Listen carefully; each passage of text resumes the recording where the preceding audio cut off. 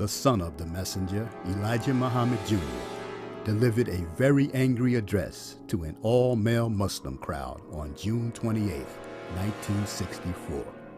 Elijah Muhammad Jr. announced that Malcolm's 10-year rule was over.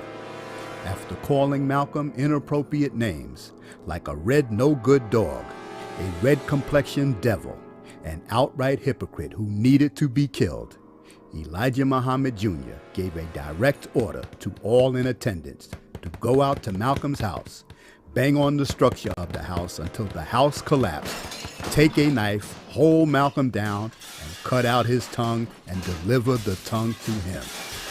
Seated in the audience was Norman 3X Butler, who would soon be charged with Malcolm's murder.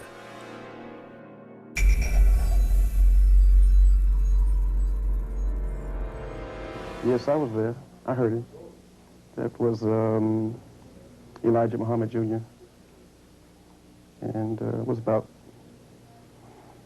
I would estimate about 700 people there at the time, plus officials in the Nation of Islam at the time from all over the country, security officials, and the captains of various mosques, their aides, and so forth. Yes. Do you believe that that had anything or much to do with Malcolm eventually being murdered? Probably so. I would guess so. Not to say that that was absolutely necessary or needed or something like that. I think that they came really because New York seemed to be slow in responding in whatever way it was thought that they should. And it was he who heard Elijah Muhammad Jr. come to New York when Elijah Muhammad was at the Armory in June of last year. Junior stood up and told the Fruit, many of whom are here now also, that I should have been killed, that my tongue should have been put in an envelope and sent back to Chicago by now.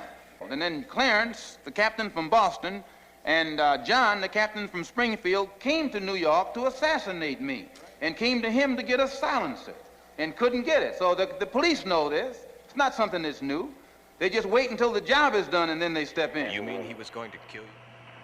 Malcolm was a good friend of mine. I loved him because he was a motivator. He motivated me and many more. And yes, I'm ashamed to say that. No, he did. He definitely did. But I just wanted for clarity because we have these news clips where he said that you came to New York and ordered the Fruit that they should have cut his tongue out and delivered it back to Chicago, or you was going to sit Captain Joseph down, and then he said you went and got the Captain Clarence out of Boston, and all of this talk. So I just wanted to hear your side of it. Malcolm and Louis Farrakhan tried to set Yusuf down, and my father will tell them, both of them.